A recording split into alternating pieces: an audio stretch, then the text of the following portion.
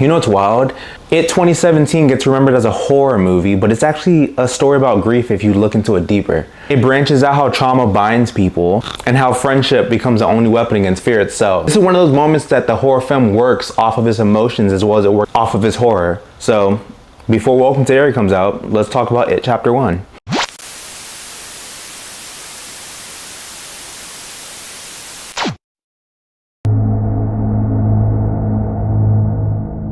So, It Chapter 1 was directed by Andy Muschietti. He directed, currently speaking, The Flash, and he's about to direct the new Batman movie. And he made the movie Mama, which you can see some characters from that movie are in this film as well. This film becomes more of a book adaptation instead of just a series that was kind of loosely based off of the book. But the 1990 version still has some traits that the 2017 version does not have, and vice versa. So either way, we do get different aspects of the book from each versions of 1990 and It 2017. It's part supernatural horror and part coming of age type film. And it somehow nails both tones like perfectly.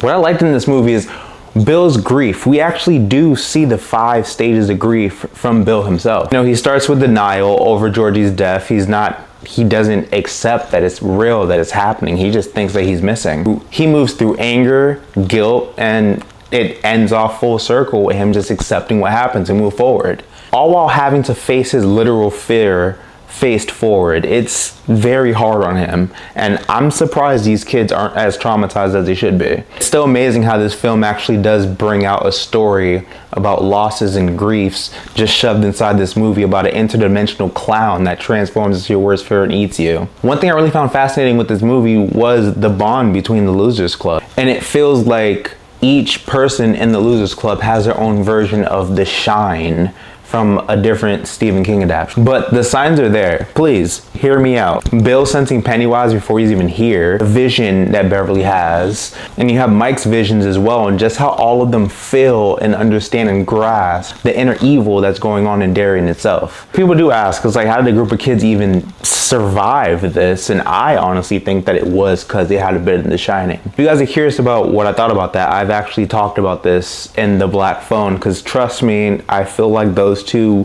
have a somewhat connection since, you know, the writers are from father and son.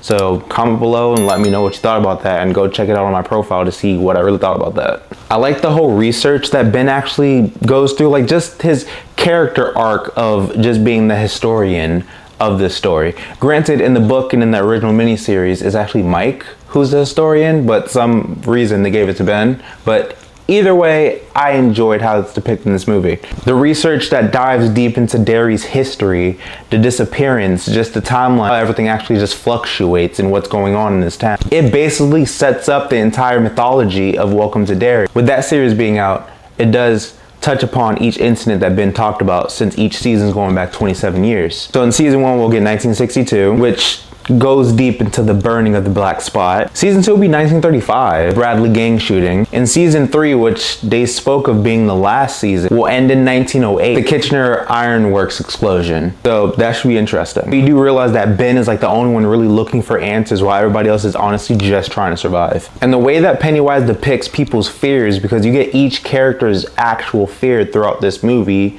within Pennywise itself. You get Beverly's abuse, you get Eddie's sickening anxiety, you get Bill's grief, and you even get Stan's denial. The horror scenes actually mean something, like it actually pushes the story forward, and everybody that's playing every character from the Losers Club actually crushes it. I love these kids, and they are really good actors in this film. In Skarsgård's Pennywise, which people do talk about, his Pennywise actually feels like an interdimensional demon instead of just a guy in a clown suit.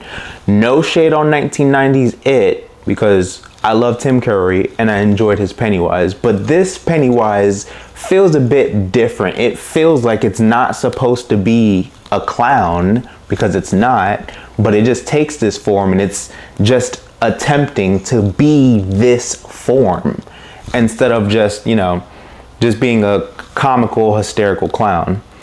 If you guys don't agree with me, you guys can comment below, talk about what you guys thought about that. And if you guys read the book, comment below, talk about it. Who was your favorite Pennywise? Bill Skarsgård or Tim Curry? I, for one, enjoy them both in different ways.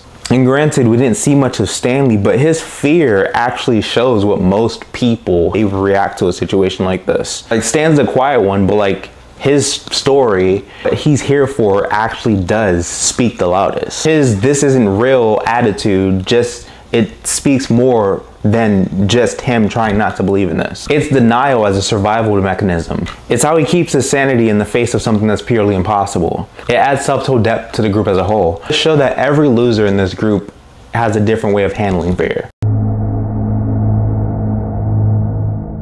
But where there's good, there's bad, and we'll talk about that. Pacing really does go off a bit.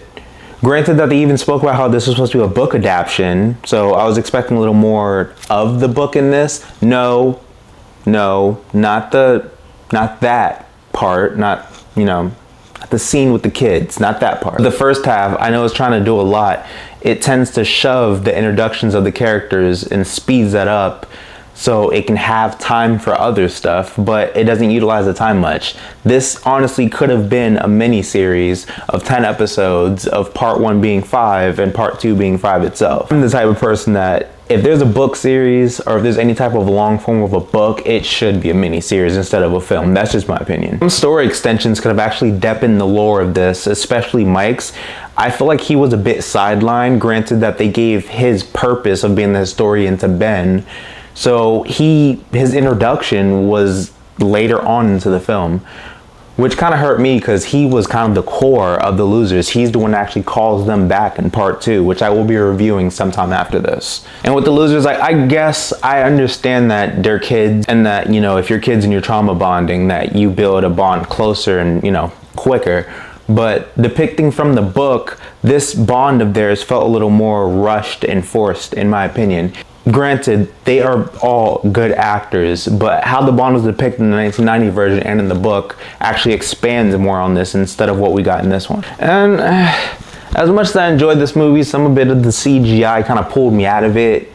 But for what it's worth, the CGI was kind of cool, but it was a bit wonky at times. And they did take out a lot of specifics in this movie. Granted that we do get Patrick Halstetter, which in the book, he has his own chapter. According to Stephen King, he's like the epitome of how evil actual person can be, originating from the town of Derry. So I was expecting a little more from Patrick, but I think he was like the first to go out of Henry's crew, which was pretty underwhelming and unsatisfying.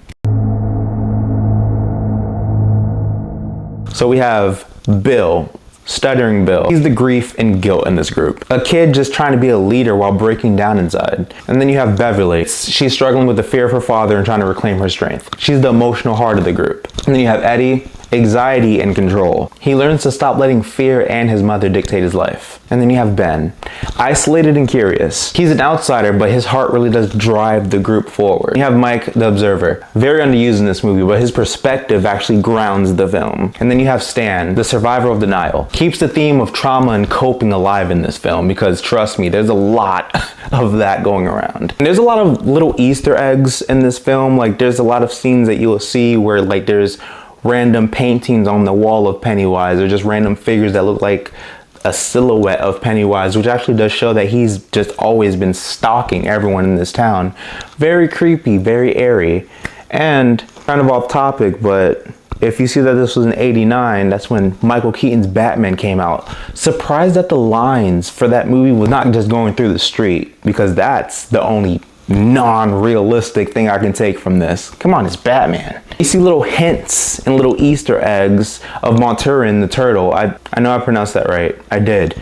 You see little hints of him in this film. And in the book, he's actually the opposite of what Pennywise is. He's what really helps and pushes the kids to actually win, on top of them having the shine. But that's just my opinion. And you can feel how these films, especially It Chapter 1, lays down the foundation and mythology that we are going to get in It's Welcome to Derry. It Chapter 1 isn't just a horror story. It's actually a story about grief and what fear it does take from you. And at the same time, it's a parallel and shows you what friendship gives you back. It hits hard emotionally, and even though this came out like 8 years ago, it still holds up well today.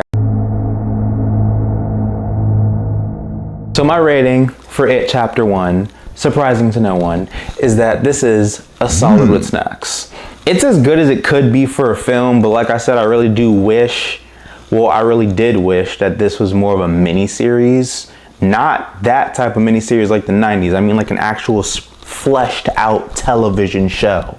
But we're getting that in Welcome to Derry. They might kind of make it similar to how like the Losers Club will be, because there is a group of kids in this one as well. But I really would have wished to see It Chapter 1 and 2 just crammed together into a 10-episode miniseries. So what do you guys think of It Chapter 1? I know you guys have seen it.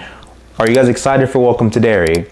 Comment below, like this video, subscribe, tell me what you guys think about everything. So if you like my vibe, comment below, like and subscribe, and I'll see you guys in the next video. I'm James Hancock, signing off.